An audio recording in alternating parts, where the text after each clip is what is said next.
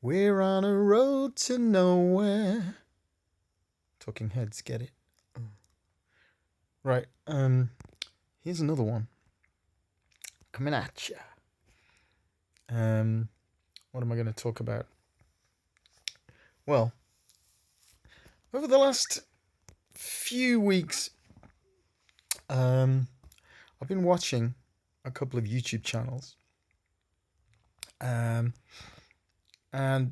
one of them's called Billboard Chris, and the other one is called Edge of the Matrix. And these two channels, they're quite similar. And what they deal with basically, or what they entail, is a guy going out on the streets of major cities. In the case of Edge of the Matrix, Steve, he goes around UK cities and towns. And Billboard Chris, he's from Canada, and he's more cosmopolitan. He goes places in Canada, but also across the globe. He's been to Australia, Europe, America, yada yada.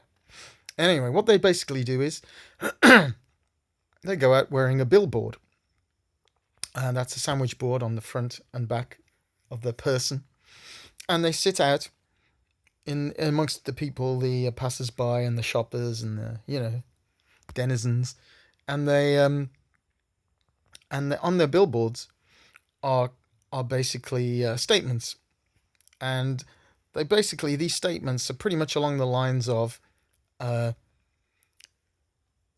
trans, or there's no such thing as a trans child, and also flipped with, on the other side, keep men out of women's spaces or out of women's sports. And so basically, what they're doing is they're walking around with an argument written on a board, which is an argument against transgender ideology, the prevailing ideology amongst the you could say the liberal groups and the non-binary, whatever that means, or the various rainbow non-binary gender groups. The people don't conform to just male, female, man, women, which includes lots of groups. And if you buy into it, that is. They denote themselves as groups, but they're not really a community. But I'll extrapolate on that later. But anyway, so these two guys, I'll go back to Billboard Chris and Edge of the Matrix Steve. They basically they go out with the aim of people engaging with them and having conversations or arguments regarding his stated views on gender ideology. Now, in the case of Edge of the Matrix, Steve, he's from the UK, and in the UK, there's currently a high court legal battle going on because the definition of male and female has been clarified at high court level as basically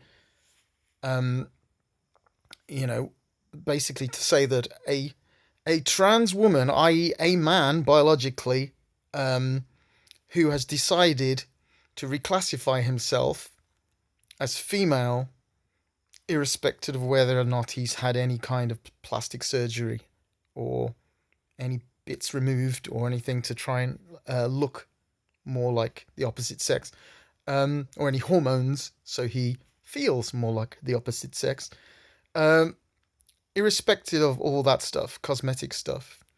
They basically said that a biological male and biological female, the two sexes are paramount, and that basically trans does not make you a woman or even a man if you obviously are a woman who's trying to who's wanting to identify as a man, i.e., taking testosterone, growing facial hair, having breast removal, and all those things that they do. So basically, yeah, in the position of Billboard, Edge of the Matrix Steve in the UK, wearing these boards is basically an expression of law, of the UK law, as it stands. It's subject to appeal, so that could change, which is not the case in other Western countries like, Australia, Canada. They recognise totally that a trans woman or a trans man is a woman and a man. It has the same rights as a woman and a man, a natural woman and a man do, i.e., to go into women-only spaces or men-only spaces. Go to women's sports if you're a trans woman, and go into all that stuff that's implied by giving these people equal status under sex-based law. So anyway, so in the UK, Steve, Edge of the Matrix Steve, he's walking around with something that is legally recognised in law, written on his billboards. There is no such thing as a trans child. Also in the UK, anybody under the age of 18, right, is not allowed to be recognised as trans. That's legally. It doesn't mean they can't if they want to say that, but legally, there's no status. There's no recognised status in UK law that a child can be trans, right? And it's actually now illegal or against the law to give a minor chemically altering hormones to castrate them, basically, or delay puberty, or so they, if you're, it's illegal.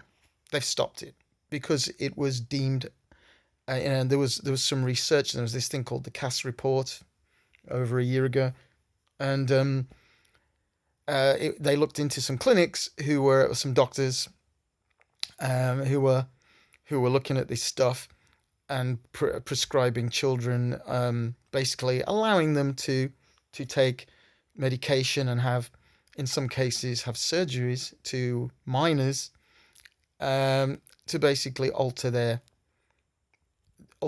physiology in with a view to differentiating sex or what they identified as and what they feel they want to identify as. So this has been outlawed in the UK in some degree. But if you're a consenting adult, you can still do what you want. Obviously, if you're a consenting adult, you can have a bunch of plastic surgery and change your face and do whatever you want. Nobody's going to stop you. We still live in a sort of free society where we can, people who want to, if you can find, there are some people who have, what's the word?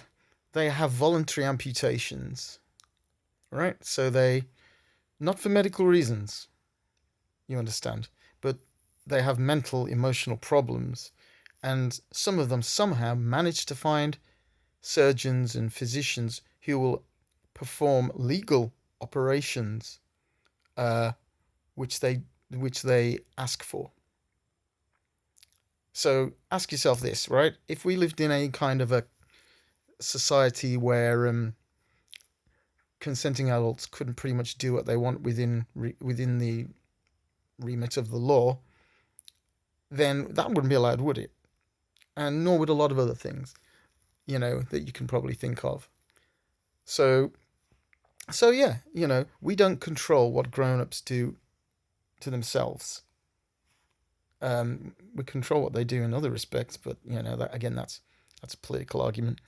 But anyway, so Edge of the Matrix Steve, he has debates with people out in the street, and he's looking to engage not only people who agree with his point of view about sex-based biology being paramount and subjective gender recognition being non-paramount, of secondary level importance to sex-based biological fact.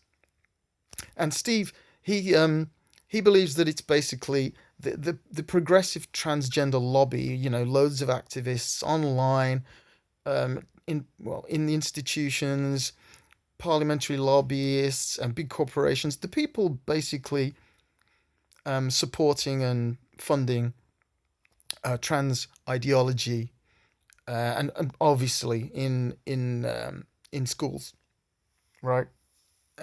Schools, academia in general, um, leans totally left wing.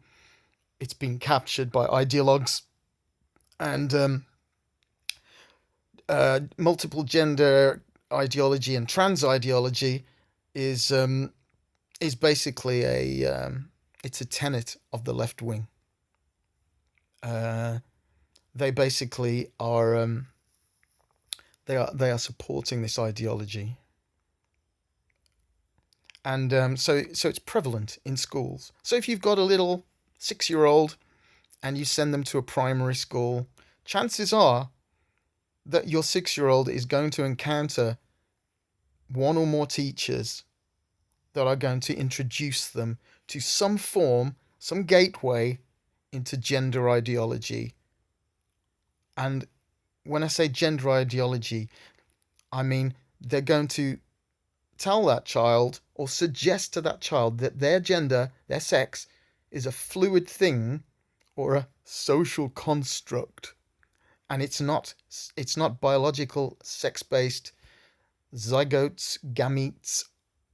Science is not relevant when it comes to your gender, i.e., how you identify and what you are, essentially. You know, I mean, you look at someone on the street and you make an informed decision. In most cases, obviously, some people it's really hard to tell, but you make an informed decision with your eyes and with your ears, and you say, well, that's probably a man, or that's probably a woman.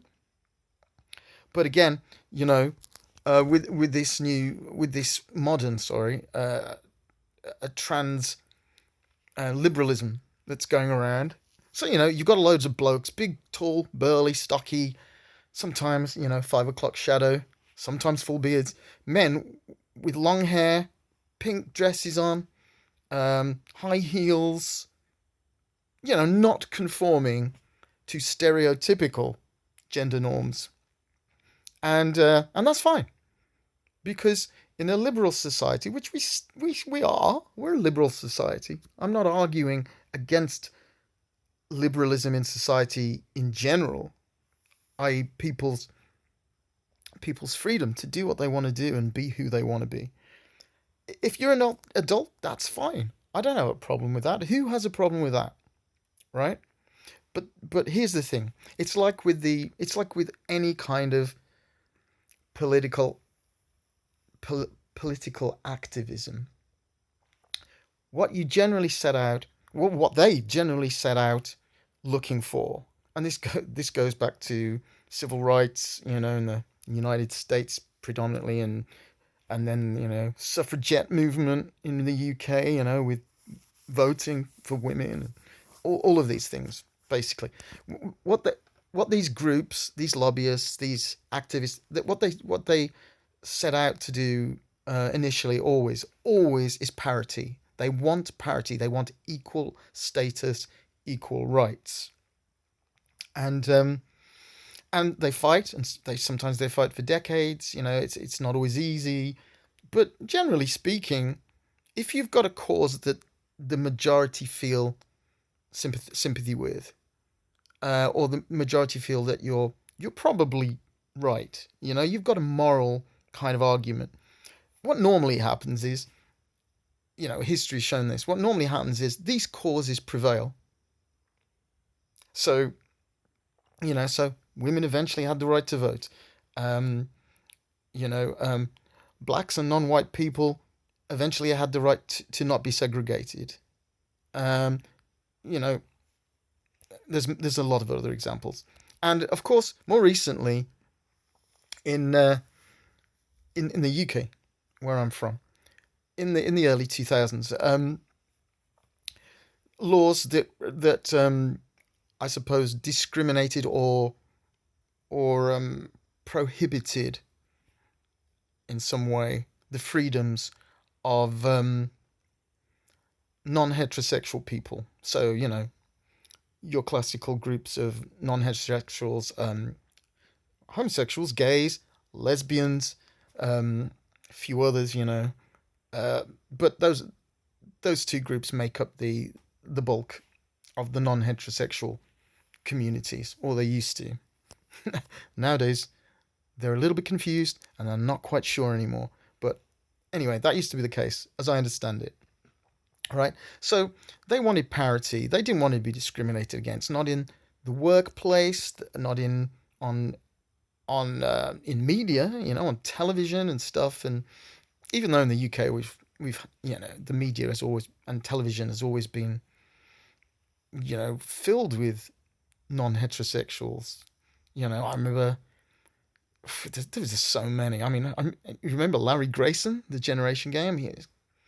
They used to call them camp.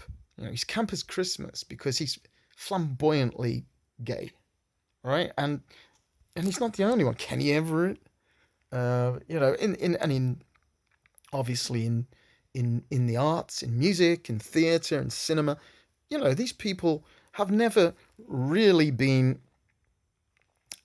exempted or prohibited from taking part, but they were prohibited from directly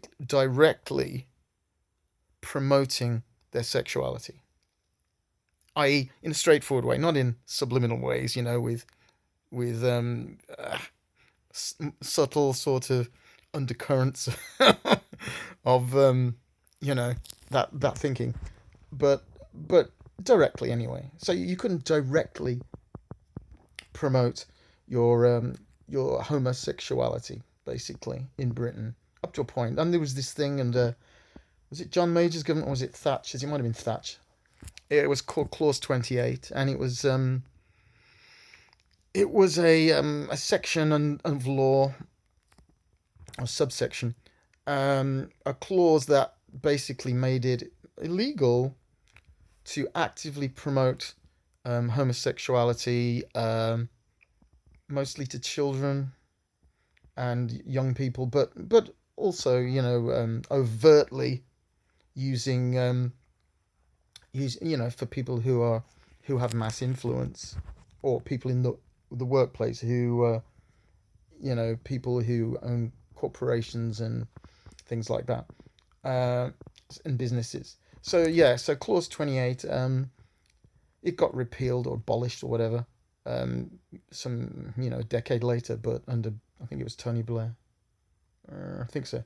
But anyway, it was a thing once in the UK, and but anyway, pretty much since then, as a society, we haven't discriminated against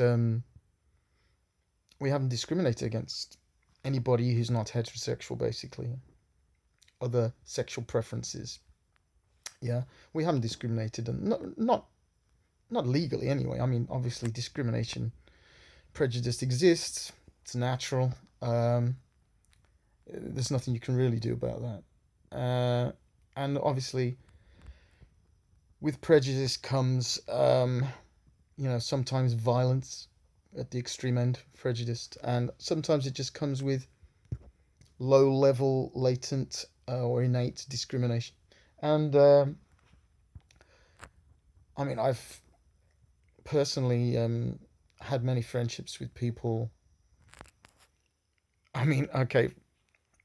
I mean, if you go back, I mean, thinking of myself, I can use myself for an example. When I was at school, primary school, when I was about 8, I lived in a village called Bewdley, and in my school, there were two kids who were black.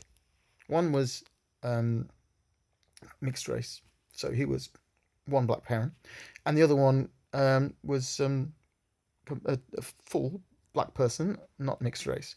And they were both they both happened to be my best friends at school. Now, I've thought about this, obviously, because I've continued to have friends of color, lots of colors, and including black friends, a couple of very good ones for multiple decades. Um, and I thought about this sometimes. I think, well, okay, why were the only two black children or non-white children in my school growing up in leafy Worcestershire, which wasn't very ethnically diverse back in the beginning of the 80s, end of the 70s.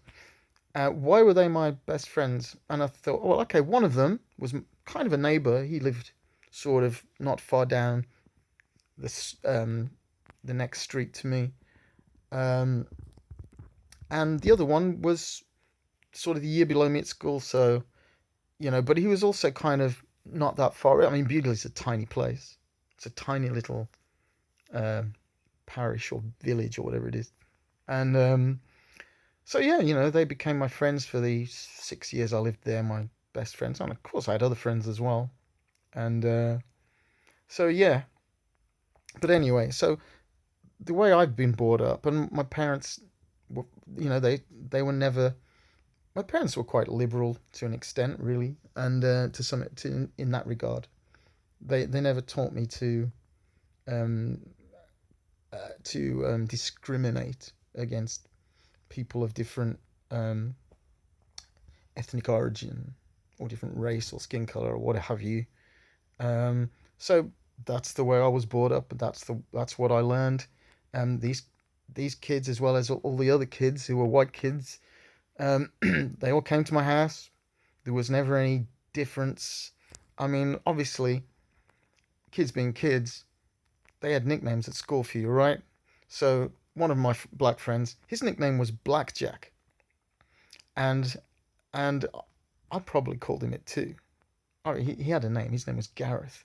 So like I called him Gareth, but his nickname at school, because everyone had a nickname in primary school, but it was because of the sweets and and the fact that he was one of two black kids in the school, and because the sweets, blackjacks, right? You used to suck them, and they make your tongue go black, and which in today's modern politically correct world, that would be a huge no-no. If one of your teachers heard the kids calling the little black boy a name like Blackjack, they'd report you to police, and your parents would be answering questions, and you'd be in big trouble. You'd get suspended, and that would be today. But in 1981, that wasn't the case at all. In 1981, kids and some of the teachers, or one of them particularly, well, two really, at my primary school, beat me, hit me, actually physically hit me once really hard. I was whacked me around the head, put me on the floor. Fucking bully. He's a ginger bastard, right? His name was Mr. Roper.